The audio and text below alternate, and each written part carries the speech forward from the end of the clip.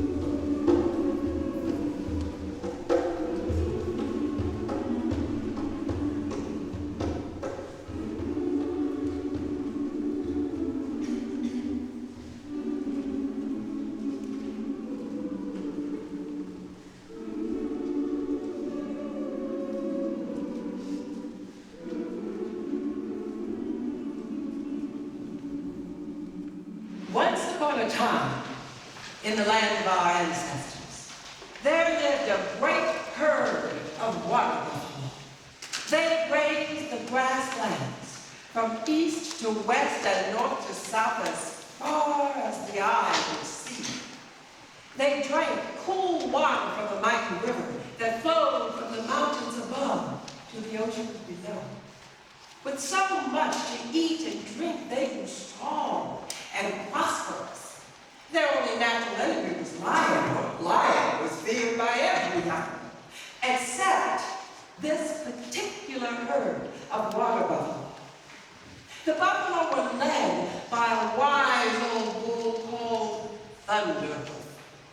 Not only was Thunderhoof large and powerful, he had fought and won many battles with the lions. He knew their ways so well. It was impossible for them to trick him. Anytime the lions would try to attack, Thunderhoof would bellow the warning call, and the buffalo would fall into fighting formation, ready to stomp any lion in its path.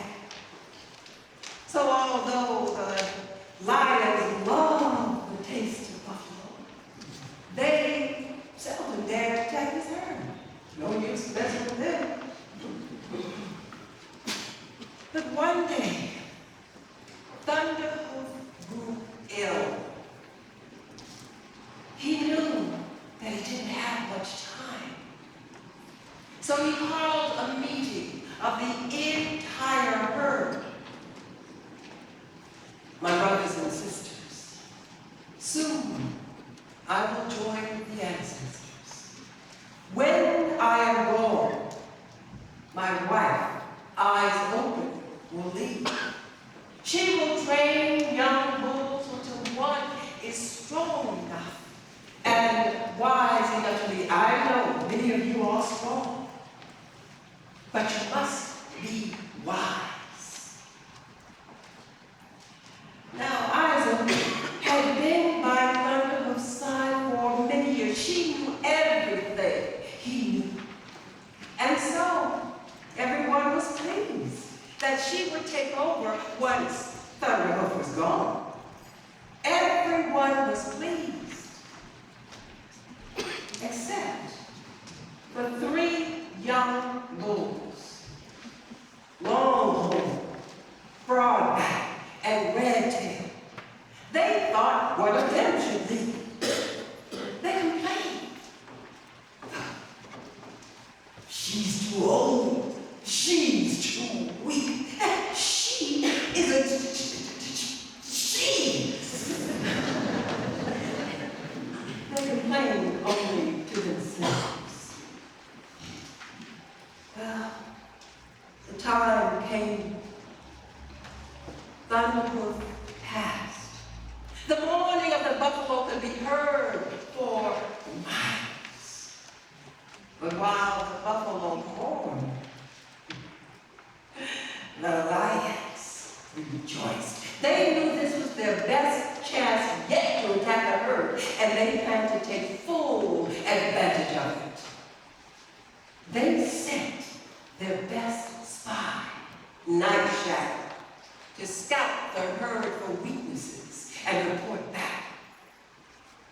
True to his name, Night Shadow stayed in the shadows that close to the herd, watched every move, listened to every word.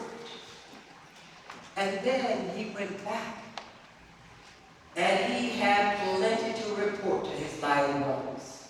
He told them all about the 3 angry young bulls and the new leader.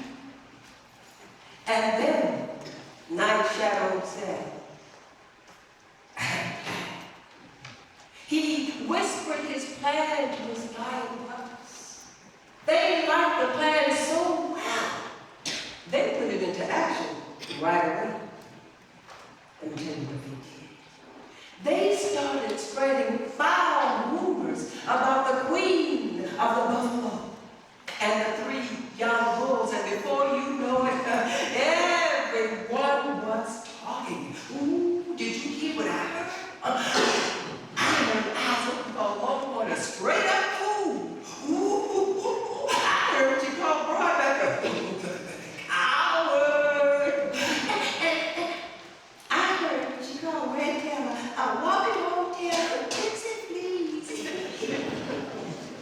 Now, when Longhorn, Broadback, and Redtail heard these things, they were furious.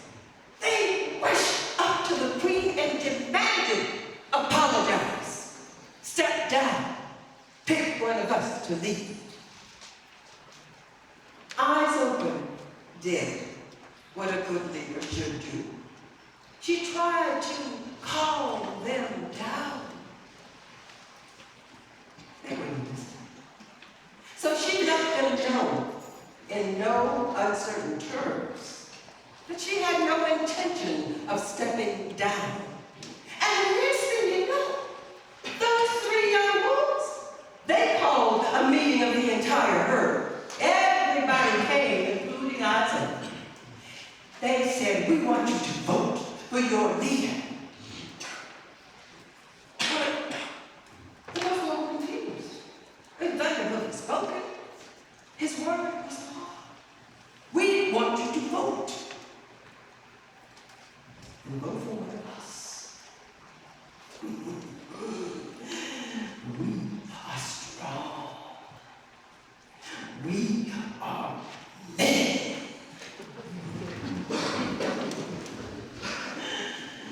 Well, the buffalo started mumbling and mumbling around. And Isaac said, silence. These three bulls want you to vote for your leader. I know Thunderhoof's word is law. But I am your leader now. And I ask you to vote. Yeah, vote for me, vote for me, vote for me, vote for me. Silence. On the count of 3, stand behind the one you choose as your leader. 1, 2. There was a great shuffling in the crowd. 3. Everyone stood behind, eyes open, except for those 3 young bulls. They left and passed. And that's when the lions began to spread rumors. I mean, the panic was well the first time. They started making Broadback believe that Longhorn was talking bad about him. Redtail thought Longhorn was talking bad about him. Longhorn thought Broadback and Redtail were talking bad about him. And before you know it, the 3 bulls who used to be friends no longer trusted each other. Angry, embarrassed, and with no hope of leading the herd, they decided to go their own way, find their own herds to lead. They each went off in a different direction.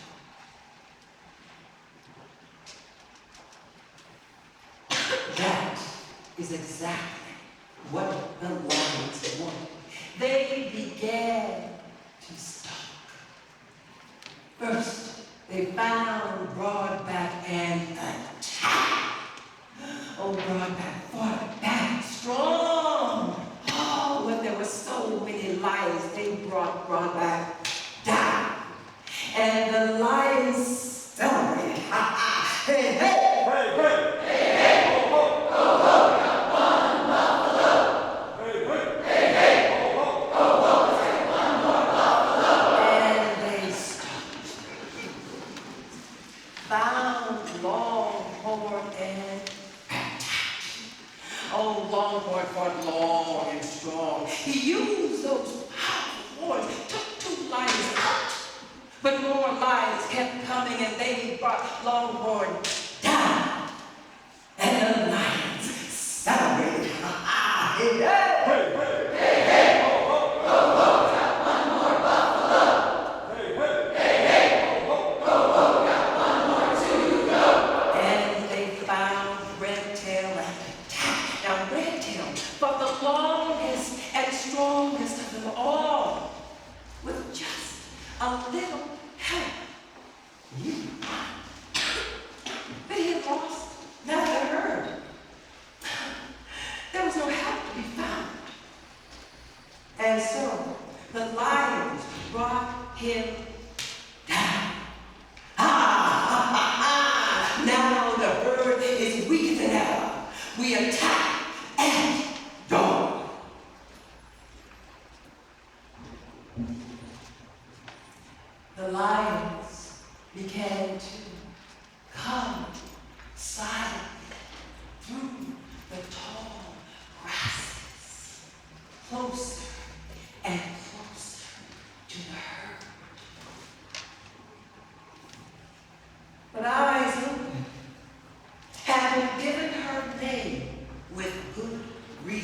She always had one eye open, even when she slept.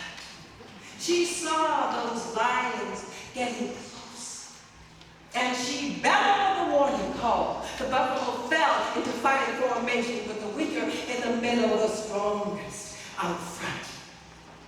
But feeling certain of victory, the lions leaped and roared and bit and leaped and roared and bit, and the buffalo charged and stomped and charged and stomped and leaped and roared and bit and charged and stomped.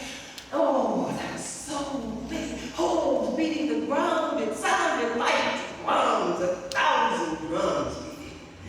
Those holes brought up the dust until everyone was covered. No one could tell who was winning and who was losing.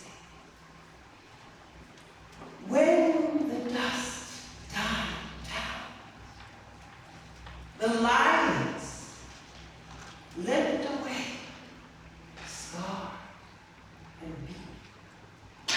Many of the buffalo were injured, but none had been lost to the lions. The buffalo now understood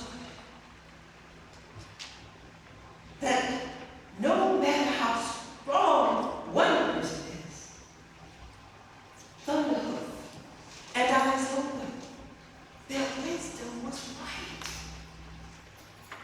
No matter how strong one is, it is by standing together that they survive. Let us stand together, unite, for in unity there is strength.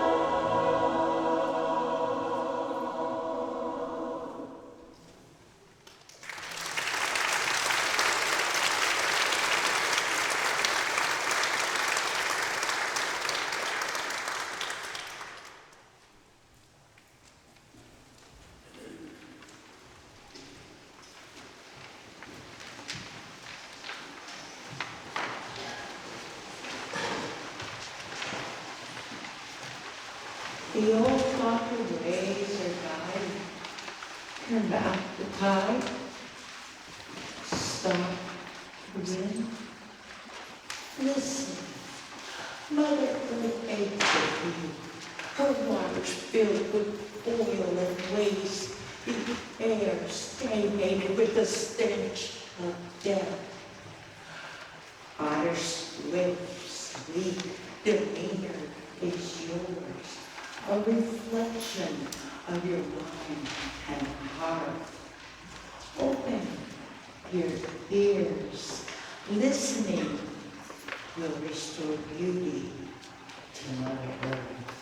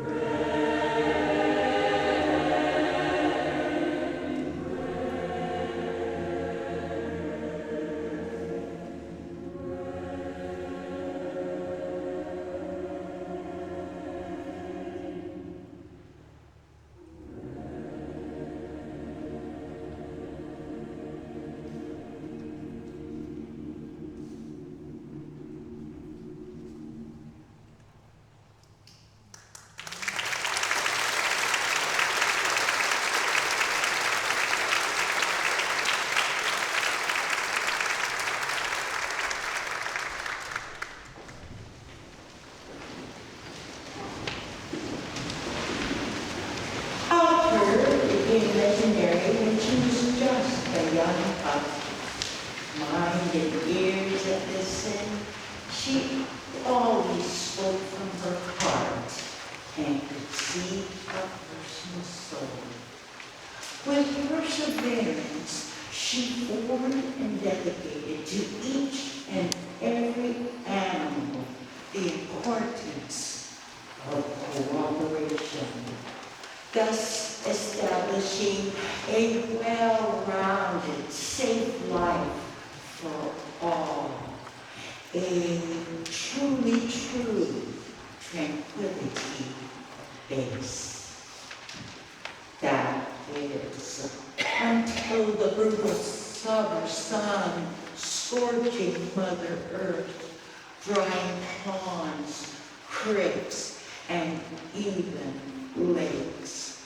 The critters and the tulips plagued with dust and thirst as the thin high clouds arrive with a quick flash of lightning, torching the dry, brittle forest.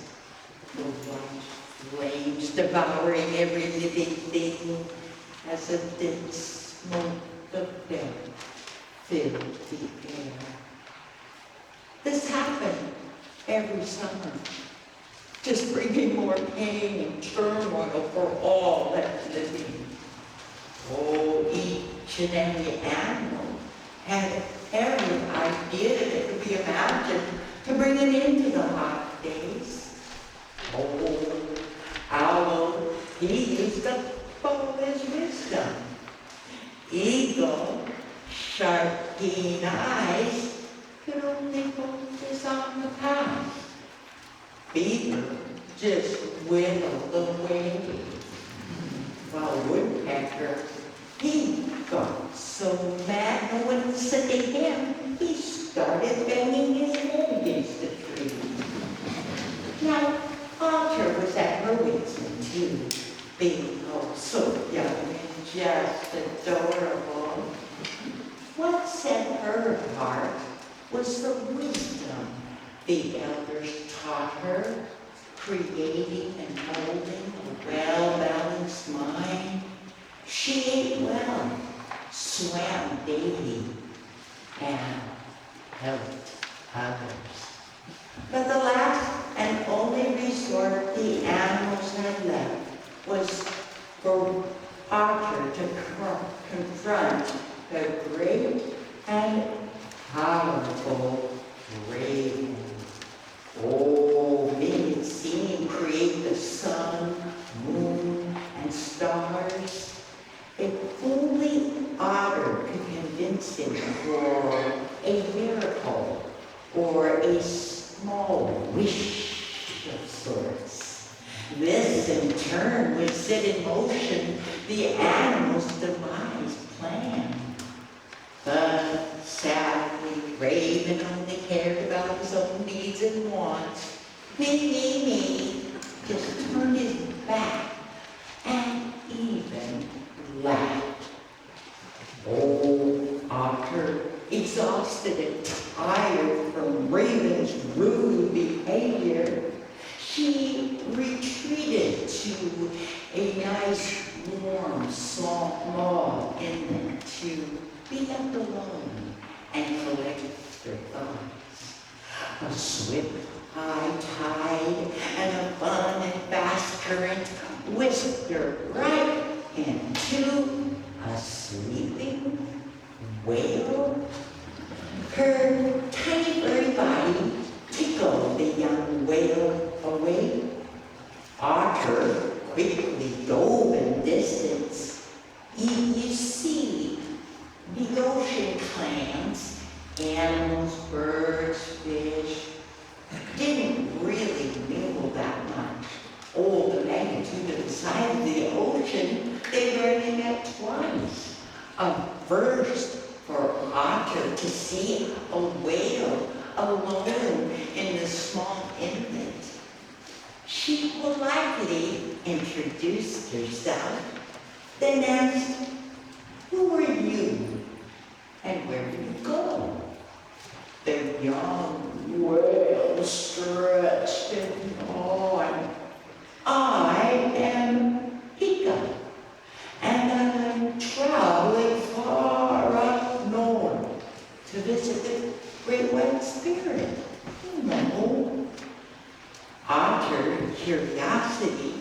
she swam closer to her new big friend. Old Whale had heard of this young otter, and just her eyes told him that she would be in legends and go down in history.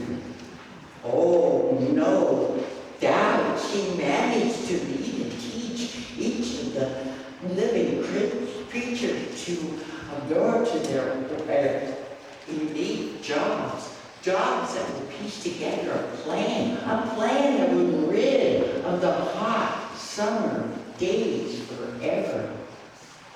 Whale knew that he too would join ranks of greatness because of his close connection to the great white spirit. That just so happens to grant wishes, the final piece Otter needed.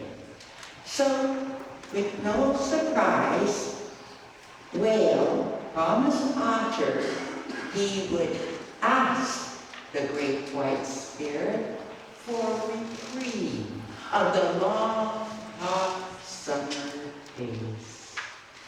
Many moons came and gone. Whale returned safe with wish in place. Days started getting longer. Heat started to rise as the two-legged words began to echo throughout the woods. Fire!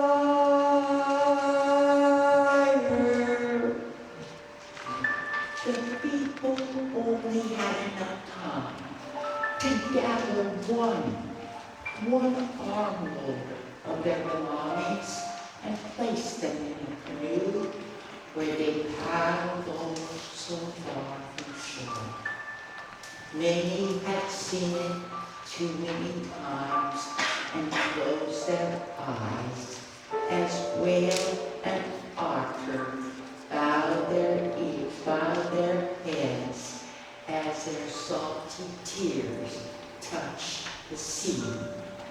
Then there was one drop of rain, and another drop of rain, and another drop of rain. The skies opened up and continued to rain until every single fire was put out.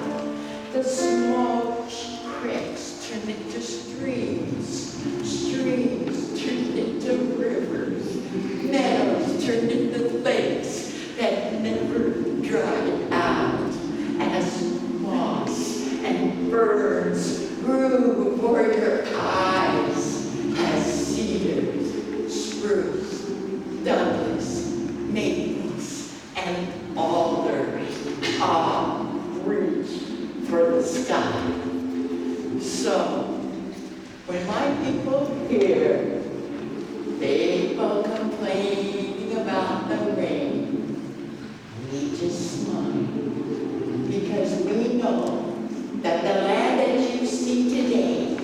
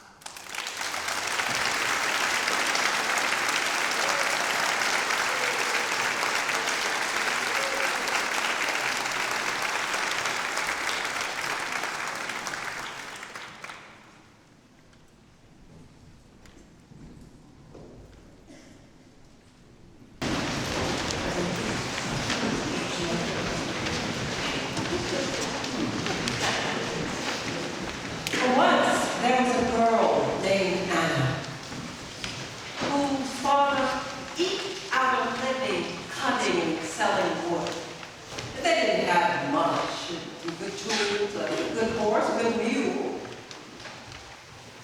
And one day, Anna's father loaded up the horse with logs and said, "I'm going to the market. I'll be back before dark."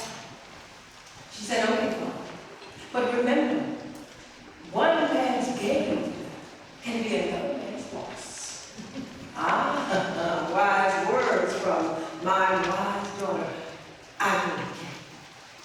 He made his way to the market and found a place in there and stood and waited.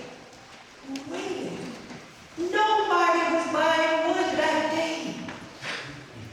It was time for him to pack up and head home. That's when he saw a black-bearded rich man strolling through the market.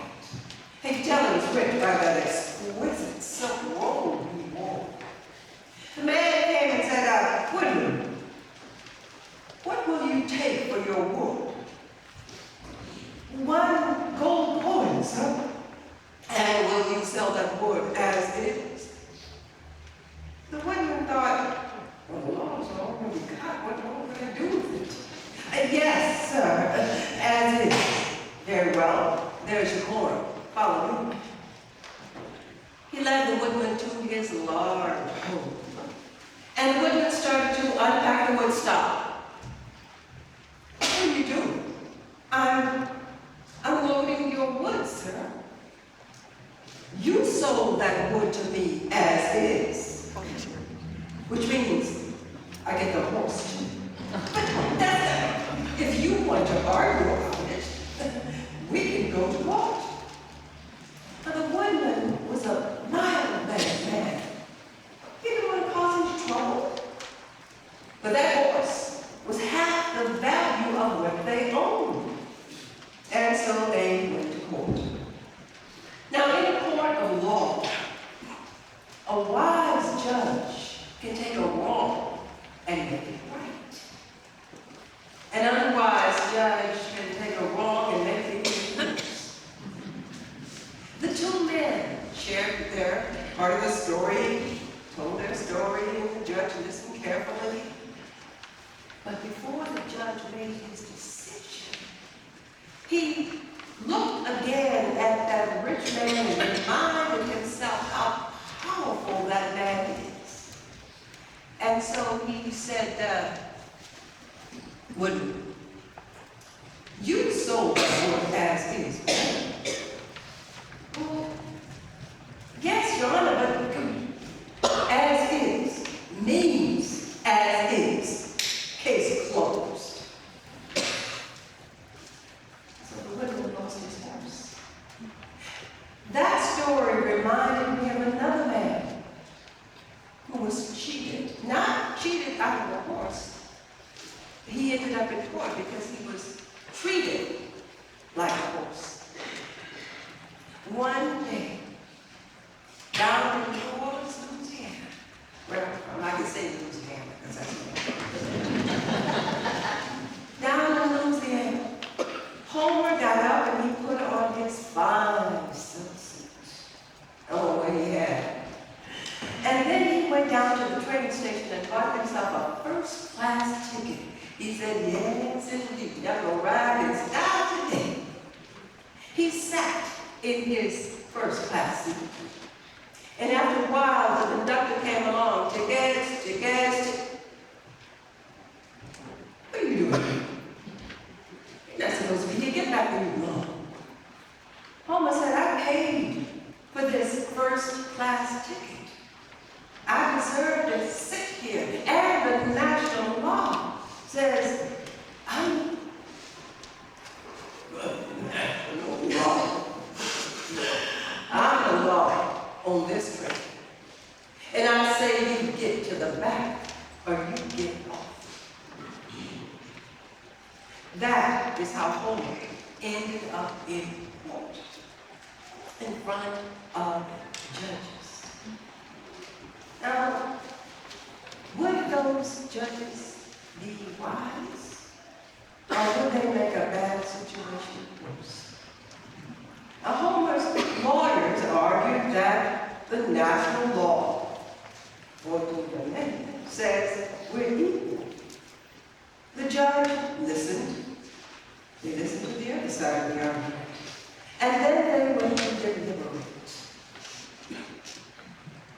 People wondered, would those judges be wise? Well, the judges came back and said, yes, the law does say you are. However, the law does not say we should ignore differences in color. So that is how separate but equal became the law of our land in the Plessy v. Ferguson case. Homer lost his case, just as that woman lost his.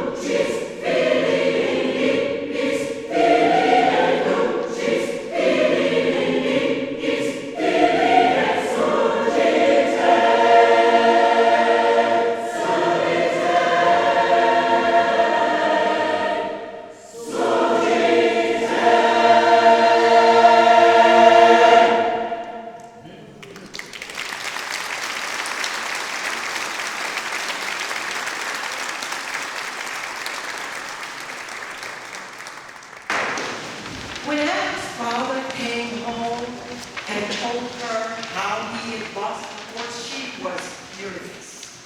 And she wanted justice. But she said, well, that's okay, Father.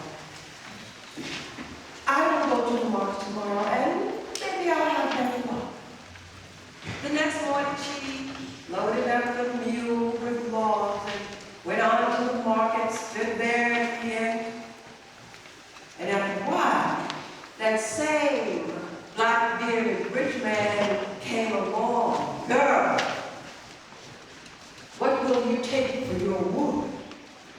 He told his friend, like I'm bringing a meal today for my wood.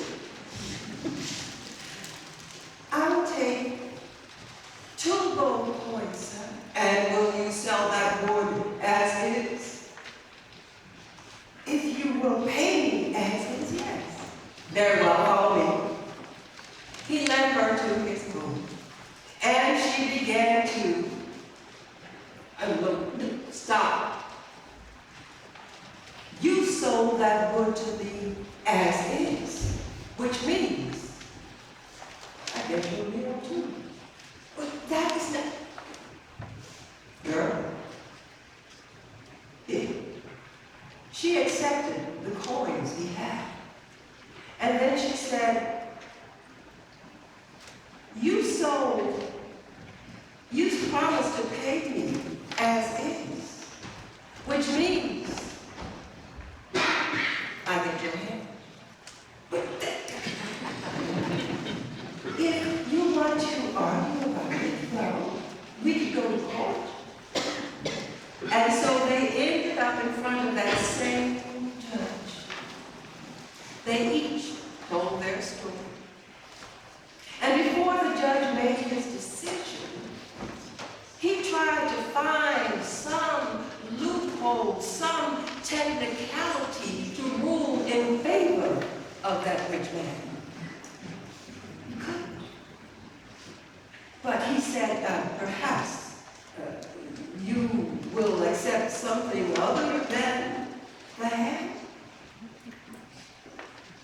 I will take 50 gold coins. The rich man said, 50?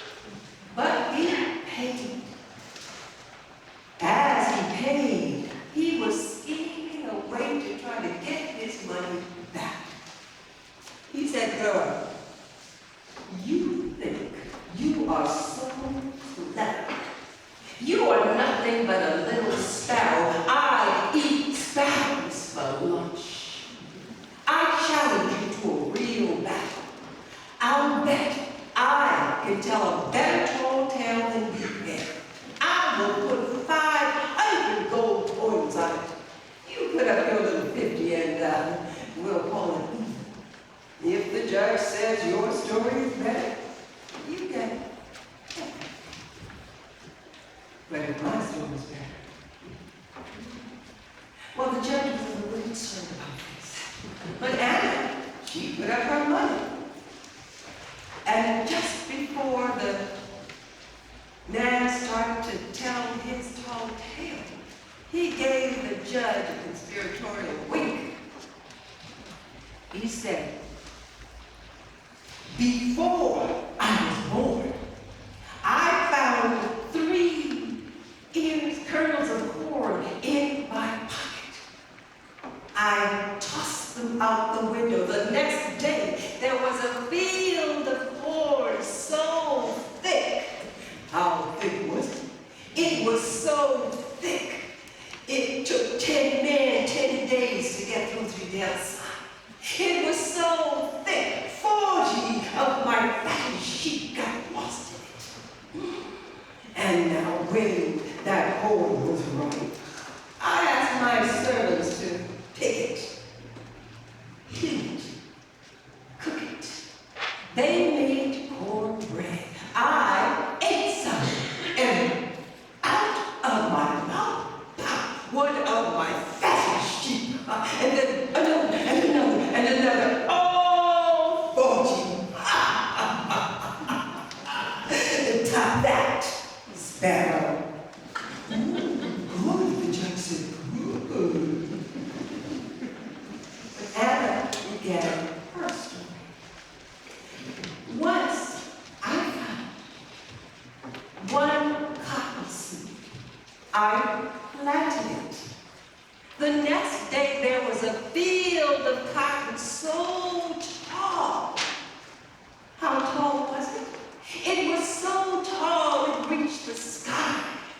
It was so tall it cast a shadow that took days and days and days to get out of. Once that cotton was ready, I picked it, I cleaned it, I sold it and earned enough money to buy enough silk to fill a caravan of 40 camels. I asked my brother to go to the silk market 3 days away, sell it. I have haven't seen my brother in 3 whole years. Yesterday, I found out that my brother had been robbed and killed by a black-bearded rich man. You are that villain. I know, because you are wearing my brother's finest silk robe. Ooh, the best. Ooh, oh. The rich man knew he had lost. And so he said, take the money, take the robe, and go. And put all of that money in a wheelbarrow covered with that beautiful silk robe. Now, when her father saw that she didn't have that mule, he was concerned. She showed him the robe, that beautiful silk robe. He said, yes, that is beautiful, but without a horse or a mule, we will starve. Anna revealed the gold, and they had enough to live on for the rest of their lives. Now that is a good fairy tale ending. But you know, some real life stories don't end that way. Remember Homer? He lost his case. When he lost that case, he vowed to keep on fighting. Homer and his people have been fighting ever since. Been fighting for justice. Well, one day, Lucinda Todd, one of Homer's people, was sitting at home in her Topeka living room, reading the newspaper. And she said to her husband, oh, looks like all the school children are going to put on a music concert. And then she started to read down the names of the list of schools. She said, wait a minute. The 4 Negro schools are not on this list. You mean to tell me that all the other schools have a music program and we don't? But I'm calling the school board. The school board man said, well, y'all's children don't have a music program because y'all's children aren't interested in music. And besides, y'all can't afford the instruments. She hung up on him. How does he know what our children are interested in? And bless his heart to be so concerned about our finances. Lucinda Todd fought and got music in those 4 Topeka schools. But she didn't stop there. She wrote a letter to the National Association for the Advancement of Colored People, the NAACP, and said, look, it's bad enough that our children have to go to these school buildings that are falling down. It's bad enough that our children have to use these ratty school books. Our children are not getting equal education in these segregated schools. Talk about one person starting something. The NAACP filed a suit, and here we are in court in front of judges. Now the lawyers argued to the judges as they sat in their high seats in their black robes. They argued that Negro children were not getting equal education in segregated schools. The judges listened, asked their questions, and then went to deliberate. While the judges deliberated, people all over our country wondered, will those judges be wise? Well, the judges came back. You claim the Negro children are not getting equal education in segregated schools. And we agree. We order that the schools integrate with all deliberate speed. Hallelujah! For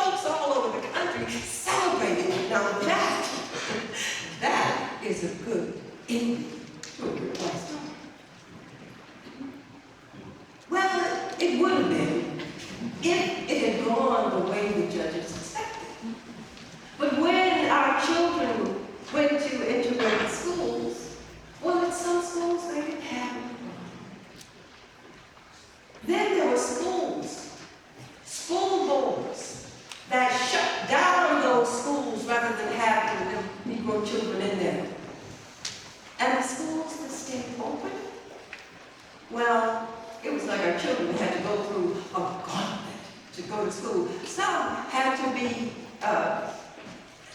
accompanied by federal marshals. It has been many decades since the Brown versus Board of Education case, and we are still fighting for equality and justice. The Homes people don't stop. We will continue. We are not going to let anybody turn us around. I ain't gonna let nobody turn me around. That was, you know what? I know some people who can sing this a whole lot better than I can.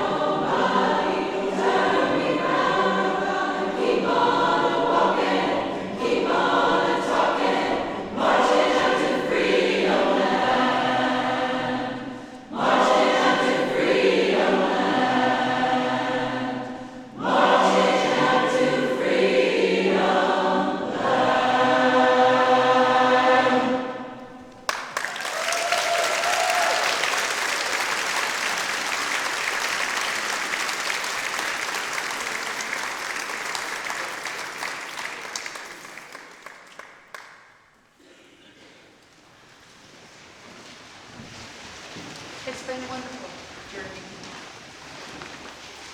A paddle through life.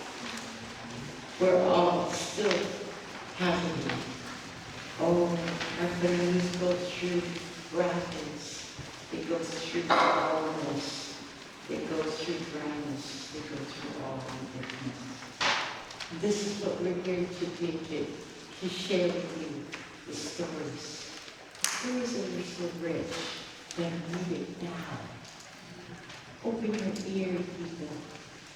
We need stories. Your stories. Everyone's stories. And I'm so proud to be a part of the stage because Eva and I have come, we've been 4 decades together, women storytellers. And there's nothing more powerful on this word, earth, than the power of a woman.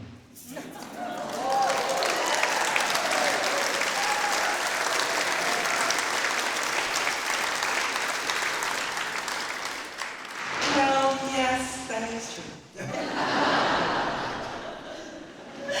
I hope this event has reminded you of the good in humanity and perhaps given you a little bit of armor as you leave this wonderful space and go back out into the real world. Our lives can be chaotic and challenging, So as you go back to your regular lives, remember that it's important for us to take time to be still. In those moments of stillness, remember our songs. Remember our stories. Thank you so much for being here.